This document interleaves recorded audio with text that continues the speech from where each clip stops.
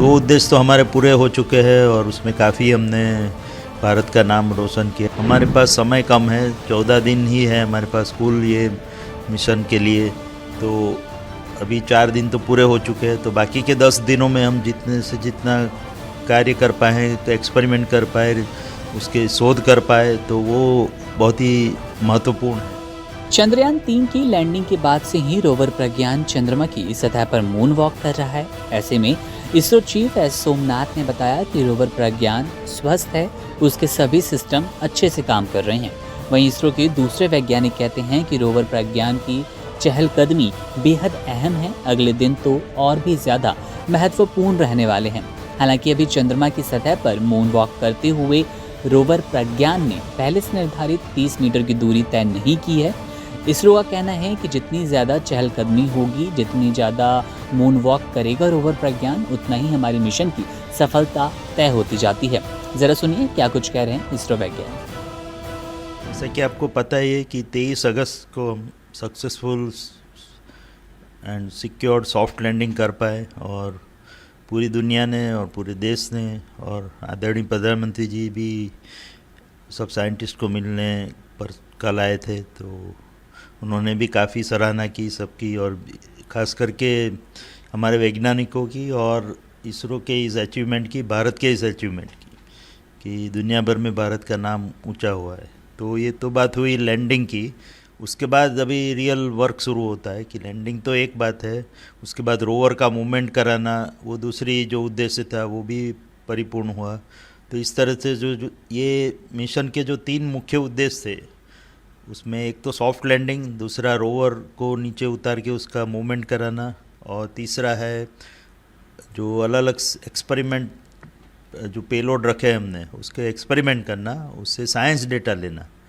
तो 2 उद्देश्य तो हमारे पूरे हो चुके हैं और उसमें काफ़ी हमने भारत का नाम रोशन किया। और अभी जो तीसरा उद्देश्य है उसके लिए काम चल रहा है इसरो के द्वारा, इसरो के साइंटिस्टों के द्वारा और वैज्ञानिकों के द्वारा खास करके। और उसमें हमारा अभी जो मुख्य उद्देश्य है वो है रोवर का जितना हो सके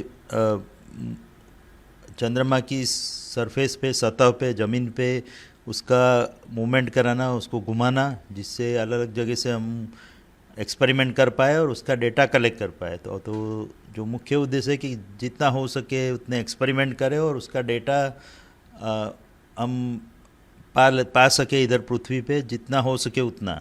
तो और क्योंकि आपको पता ही है कि हमारे पास समय कम है, 14 दिन ही है हमारे पास कुल ये मिशन के लिए।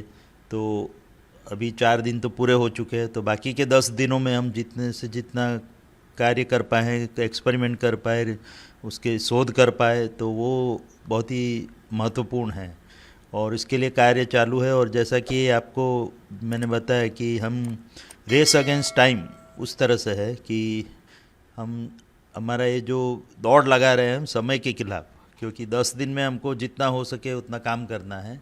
तो हमारे वैज्ञानिक और हमारे जो दूसरे तकनीकी अभियंता है वो लगे हुए हैं। एक तो रोवर का मूवमेंट कराने के लिए ज़्यादा से ज़्यादा थोड़ी दिक्कत हमको ये आ रही है कि इस बार हमारे पास JPL का गोल्डस्टोन स्टेशन जो है, अर्थ स्टेशन, वो मौजूद नहीं है हमारी सेवा के लिए। तो उसके कारण बीच बीच में जो हमारा विजिबिलिटी का इश्यू आ रहा है, तो उसको कैसे पार किया जाए उसकी तरीके निकाल रहे हैं हम, जिससे ज़्यादा से ज़्यादा मूवमेंट कर पाए। हमारा आशय था कि एक दिन में रोवर लगभग 30 मीटर की मूवमेंट करे, जो अभी संभव नहीं हो पा रहा था। तो अभी तक आपको पता ही है कि इसरो ने बताया है कि 12 मीटर तक मूवमेंट हुई है रोवर की चंद्र की सतह पर। तो हमारा जो मूल उद्देश्य है कि 30 मीटर एक दिन में, और जो तो इसलिए बाकी के दिनों में हम 300-400 मीटर मूवमेंट कर पाए, उसके लिए प्रयत्न जारी रहेंगे ज़्यादा से ज़्यादा। जैसे मैंने बताया कि वहाँ पे चंद्रमा की सतह पे रोवर का मूवमेंट हो, रोवर वहाँ पे चल पाए, अपनी गतिविधियाँ कर पाए, वो खास महत्वपूर्ण है। और उसके साथ साथ जो एक्सपेरिमेंट है वो कर पाए। तो आपको जैसे पता ही है कि 4 सेंसर या पेलोड लगे हुए हैं लैंडर पे, तो वो अपना कार्य कर रहे हैं अभी, और उसके इनिशियल ऑपरेशन सब पूरे हो चुके हैं। तो एक तो है उसमें जो रंभा पेलोड, जो उसका वहाँ की प्लाज्मा आयन एमिशन और उसके बारे में प्रोबिंग करेगा, एक्सपेरिमेंट करेगा, तो उसके इनिशियल ऑपरेशन कर दिए गए हैं।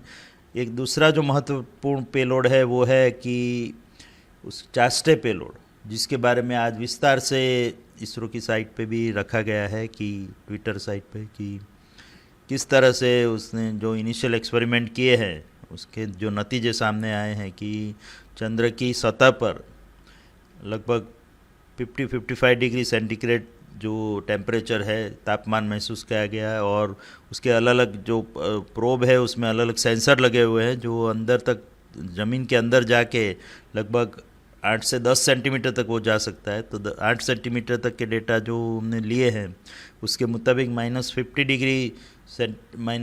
डिग्री सेंटीग्रेड से लेके +50 डिग्री सेंटीग्रेड के अलग अलग डेटा 10 सेंसरों ने कलेक्ट किए हैं। तो वो डेटा आज उपलब्ध है और उसकी माहिती हमारी ट्विटर साइट पे भी रखी गई है। और इस तरह से अन्य मेज़रमेंट अलग अलग जगह पे करके